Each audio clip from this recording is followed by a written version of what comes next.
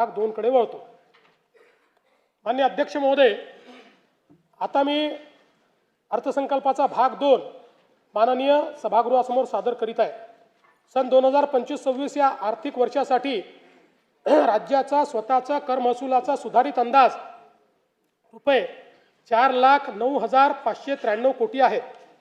सन 2026-27 या आर्थिक वर्षात राज्याच्या स्वतःच्या कर महसुलाचे अर्थसंकल्पीय उद्दिष्ट 4,15,653 कोटी एवढे निश्चित करण्यात आले आहे।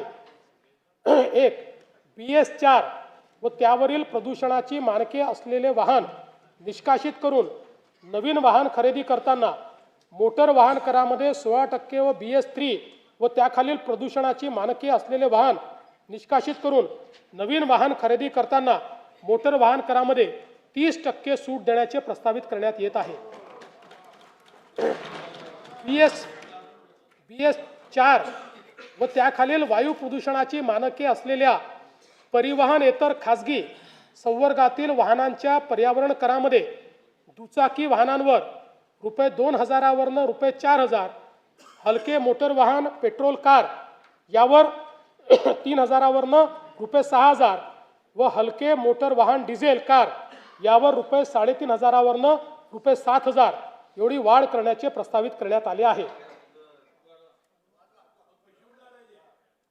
नाही, यांनी फक्त 160 कोटीच मिळणार आहेत, पण हे याकरता केलं आहे की आपल्याला आता पुढे EVला त्या ठिकाणी बळ द्यायचं आहे आणि असे प्रदूषण करणारी वाहनंही कमी झाली पाहिजे। म्हणून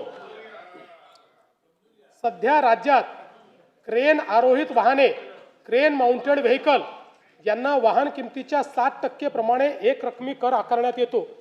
अशा वाहनांना मोटर वाहन कराची कमाल मर्यादा म्हणजेच रुपये 30 लाख करण्याचे प्रस्तावित आहे।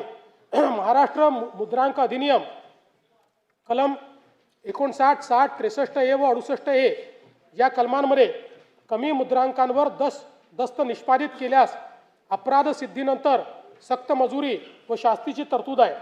सदर शास्तीच्या रकमेत फेररचना करून 5,000 वरनं 1 लाख रुपयापर्यंत वाढ करण्याचे प्रस्तावित आहे। यामुळे कमी मुद्रांकावर दस्त निष्पादन करण्याचे प्रमाण नियंत्रणात येईल। प्रगतिशील, शाश्वत, सर्वसमावेशक, सुशासन या 4 सूत्रांना घेऊन हा अर्थसंकल्प मी सादर केला। त्याच सूत्रांवर 4 ओळी सादर करून अर्थसंकल्पीय भाषणाचा मी शेवट करतो। युग नव्या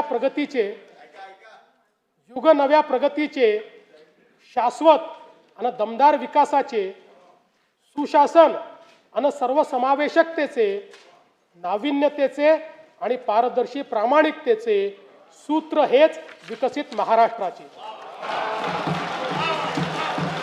वरील प्रस्तावांना सन्माननीय सदस्यांचा पाठिंबा मिळेल असा माझा विश्वास आहे। जय हिंद, जय महाराष्ट्र। सन 2026-2027 या वर्षाच्या अर्थसंकल्प सभागृहात सादर करण्यात आला।